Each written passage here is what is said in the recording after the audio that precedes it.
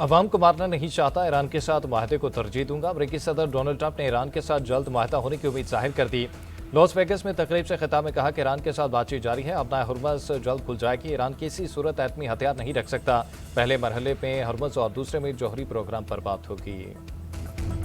ایران اور عمان میں آبنائے ہرمز میں بحری راستے کی جغرافیائی حد بندی پر اتفاق۔ ایرانی وزارت خارجہ کے ترجمان کی تصدیق۔ اسماعیل بقائی کا کہنا ہے کہ ایران اور عمان میں معاہدے پر مشترکہ اعلامیے کی تیاری آخری مراحل میں ہے۔ معاہدے کا حتمی اعلان کسی تیسرے فریق کی عدم مداخلت سے مشروط ہوگا۔ جارحانہ امریکی اقدامات اور ناکہ بندی کے باعث آبنائے ہرمز میں غیر یقینی کی صورتحال برقرار رہنے کا خدشہ ہے۔ ایران اور عمان کے درمیان مجوزہ معاہدہ آبنائے ہرمز میں مکمل تحفظ کی ضمانت نہیں دیتا۔ خطے میں امریکی فلیٹ اور فوجی اقدامات ابھی سیکورٹی کے لیے سنگین خطرہ ہیں۔ کشیدگی کم کرنے کے لیے پاکستان اور قطر کی کوششیں جاری ہیں۔ دشمن کا منصوبہ تھا ایران کو شام کی طرح 48 گھنٹے میں گرا دیا جائے گا۔ ہم آج تک ایران کے عظیم عوام کی وجہ سے قائم ہیں۔ ایرانی صدر مسعود پزشکیان کا بیان۔ کہا 120 بچوں کی شہادت پر جو احساس ہوا وہ الفاظ میں بیان نہیں کر سکتا۔ موجودہ حالات میں ایرانی سپریم لیڈر سے ملاقات انتہائی مشکل ہے۔ سپریم لیڈر ماہرین کی رائے سنتے ہیں، اس کی بنیاد پر فیصلے کرتے ہیں۔ وزیر اعظم شہباز شریف آج سے سعودی عرب کا سرکاری دورہ کریں گے۔ سعودی ولی عہد شہزادہ محمد بن سلمان کے ساتھ ملاقات ہوگی۔ ایران امریکہ جنگ اور خلیجی ممالک پر جنگ کے اثرات زیر بحث آئیں گے۔ ذرائع کا کہنا ہے کہ ملاقات میں دو طرفہ تعلقات پر بھی بات چیت ہوگی۔ پاکستان خطے میں امن کے لیے مخلصانہ کوششیں جاری رکھے گا، اپنے ہمسایہ ملک ایران سے تعلقات کو انتہائی قدر کی نگاہ سے دیکھتے ہیں۔ وزیر اعظم شہباز شریف سے ایران کے وزیر صنعت و تجارت سید محمد عطابہ کی ملاقات۔ سرحدی تجارت کے فروغ، 24 گھنٹے بارڈر کھلا رکھنے کے لیے سہولیات بڑھانے اور کسٹم طریقہ کار میں ہم آہنگی لانے پر اتفاق۔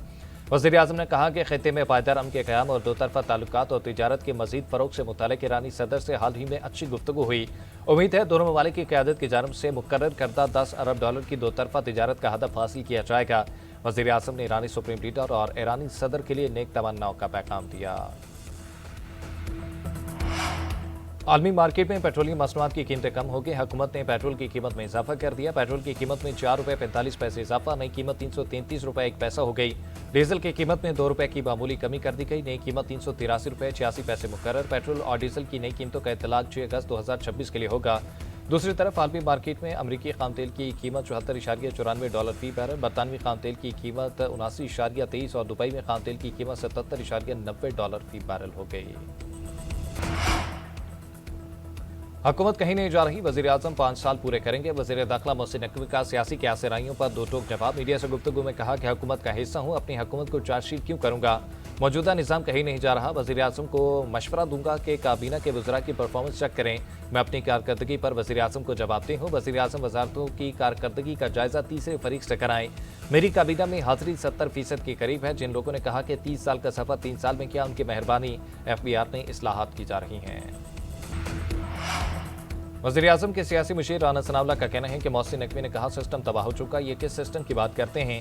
وزیر داخلہ کی بات سے اتفاق نہیں کرتا۔ محسن نقوی کا بیان بے معنی ہے، اس کا کوئی سیاق و سباق نہیں۔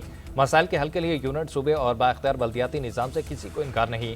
ملک میں پارلیمانی جمہوری نظام ہے، آئین کی وجہ سے فیڈریشن قائم ہے۔ عدلیہ اور ایگزیکٹو آئین کے مطابق اپنا کردار ادا کریں، جو کچھ ہوگا آئین کے تحت ہوگا۔